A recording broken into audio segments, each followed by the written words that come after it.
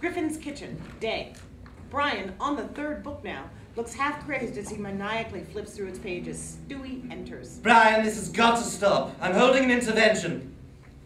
The 5-second title sequence of A&E's intervention plays. Stewie breaks into a grin. No, not really. I actually think it's hilarious to see a 5 go on. Shut up! The rival gang's almost... They're gonna kill Bella! Bryan, do you realize how retarded you look at this moment? Just a week ago, you were slagging on Meg for her appalling tastes. Oh no. What are you doing? But look at you now, Bryan. Bella! Oh, don't do that! I bet I could ask you about your expose and you wouldn't even care. Save her, you idiot! Run! So how's that expose coming along, Bryan? Have you unearthed any nuggets of salacious material you want to tell me about? Any painfully overdone cliches? Clunky run-on sentences? Wooden dialogue? Found any wooden dialogue in these past few days? You also been keeping track of the awkward plot development? All those times the characters speak out of character? You keeping an eye on the grammar too? Taking notes of any dangling participles? Any participles dangling around in there? Any split infinitives? Places where the author used the same adjectives twice in the same sentence and it sticks out like a sore thumb? Instances of... Damn you. He staggers out of the kitchen.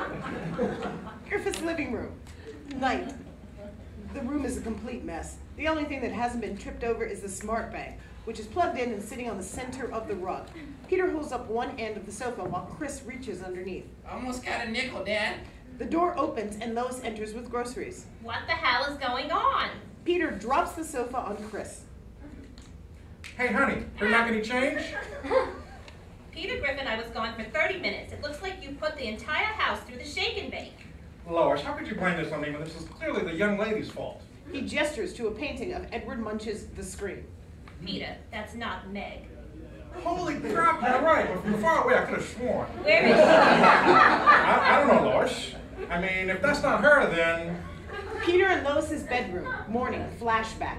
Peter, in a bathrobe, opens his closet. We see Ernie the giant chicken, who's been bound and gagged, struggling inside, as Peter takes out his shirt. Morning, Meg. Griffith's living room, day, flashback. Peter watches TV from the couch. Lois walks behind him, taking out a bulging trash bag, swarming with flies. Peter sniffs the air, and without turning around. Have a good day at school, Meg. Peter in Lois's bathroom, night, flashback. Peter gets up from the toilet. He looks into the bowl. Oh, hey, Meg, what you doing in there? Griffin's living room, back to scene. Oh my God, Peter, you lost Meg! Come on, we gotta find her! Lois grabs Peter by the arm and they rush out, slamming the door behind them. A beat. Then from under the sofa. Mom? Dad? City streets, night. A black limousine glides through the traffic. Backseat of the limo, Meg in a dress and Edward in a tux. He's still wearing his cape. Sit side by side. Meg looks uncomfortable. Megan, I spent lifetimes trying to reach you. That's nice, Edward. Edward drapes his arm around her and leans close. Oh, your intoxicating scent drives me to madness. He opens his mouth, revealing fangs. Meg scoots away. Not now, Edward. I'm a shy and delicate beauty, remember? Very well. Edward settles back into his seat. A beat. I'm just so excited. What? Allergies. Griffin's house. Below Meg's window, night. Peter, Lois, and Joe, in a policeman's uniform, are gathered underneath Meg's window. Joe examines the surroundings. My poor baby. What if she's been kidnapped by a gang of perverts? What if they've got her tied up in the basement as their sex slave? Yeah, I wouldn't go that far, Lois. Quagmire pokes his head into the frame. Yeah, I wouldn't even go that far. He moves out of the frame. In any case, the scuff marks on the wall indicate that Meg climbed down from her window alone. Do you know where she went? I'm sorry, but what's that? Joe picks up a stick and uses it to bring down the cloth. Looks like a scrap of Meg's clothing, and it's stained with blood. Blood? Not to worry, it's just a drop. But it's enough evidence for us to begin our search. If only we had a way of tracking its scent. Lois and Peter share a look. Griffith's front yard, moments later. Peter and Lois, holding Bryan's back paws, drag Bryan out of the door. Bryan desperately tries to cling to the house, his front paws screeching on the doorsill. You don't understand. I'm on the last chapter. Just let me finish, please. James Woods High School, gym, night. A banner hangs above the gym entrance. End of semester dance tonight. Couples are going inside. Edward tries to walk with Meg, but Meg hangs back in embarrassment. What's the matter, dearest? I'm, a little tired. Maybe a round of necking will raise your spirits. Meg gazes into the crowd of normal-looking couples. Then she turns back to Edward. He truly is hideous. Edward, look. I don't want to be your vampire bride. What? I don't understand. I thought you wanted a vampire lover. Yeah, but not like you. Megan, I beg of you, just give me a chance. You'll never know my appeal until you've tasted He wraps his arms around her. my silver kiss. He tries to nibble her neck as Meg struggles. Stop it! Let go of me! Unhand that woman! Edward and Meg look over to see Peter, Lois, Joe, and Bryan approaching. Edward hefts Meg over his shoulder and breaks into a run. After him! The family makes a beeline for Edward, and we're thrust into a thrilling chase scene. City streets. Edward, carrying Meg, sprints past an Italian restaurant and shoves aside an advertising man dressed in a garlic suit. He barrels past a postal worker carrying a cardboard box of wooden railroad stakes. The stakes clatter to the sidewalk. Edward avoids tripping them and runs past an apartment building. Two movers are carrying a large mirror. Edward jumps through the mirror, shattering it. The family follows a block behind. Guys, what are we doing? We can't catch him. He's a vampire. He's faster and more powerful than all of us combined. Then what are we supposed to do? The only way to kill a vampire is sunlight. And how are we going to get out at this hour? They approach the broken mirror. Bryan notices the glinting shards. He gasps. An epiphany. Joe, give me your flashlight. Joe tosses Bryan a flashlight. Bryan picks up a large shard of the mirror and shines the flashlight into it. The beam of light bounces off the mirror and flashes across the street into the decorated stained glass window of a church. The beam shoots straight into the stained glass sun.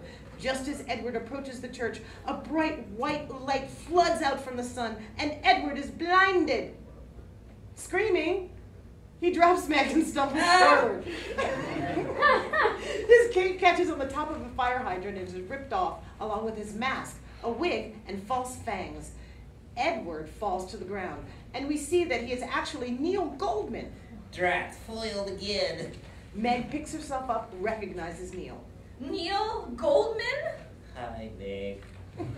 Neil, how could you? Ever since I saw you swooning over that vampire, I thought I could win your heart by pretending to be one. Evidently, I was wrong. You thought I would date you if you dressed up like a naked mole rat with bad teeth and a cape? Damn. I knew I should have gone with Bela Lugosi instead of Max Schreck. The camera pushes in on Neil. Look, Meg, I apologize. I never meant to hurt you.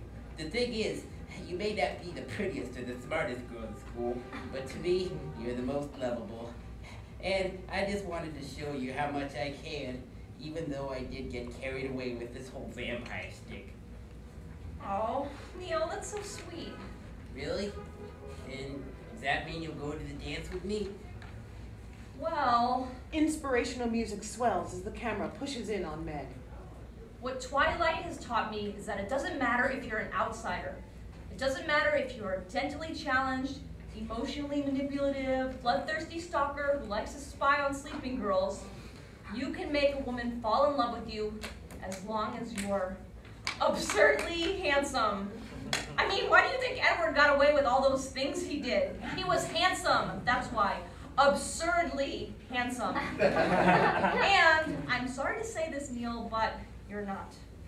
So, There he is! The family catches up to Neil. Joe clasps handcuffs on his wrist and leads him away. Meg gives a little wave. see ya. Griffith's living room, day.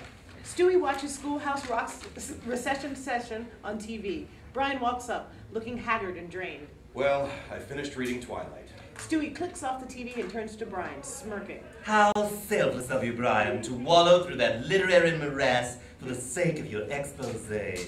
Actually, I didn't write an expose. Oh, really? And why is that? Because I don't remember anything that happened in the books. Wait, what? When I finished the last book, my mind just went out like a light. My theory is that something in the series traumatized me so much that I'm currently suffering from selective amnesia. Man, it feels like I lost a week. Shaking his head, Bryan starts to walk off. Oh, chin up, Bryan. At least you saved Meg. Meg runs down the stairs, ecstatic. Oh my god, guys, there's gonna be a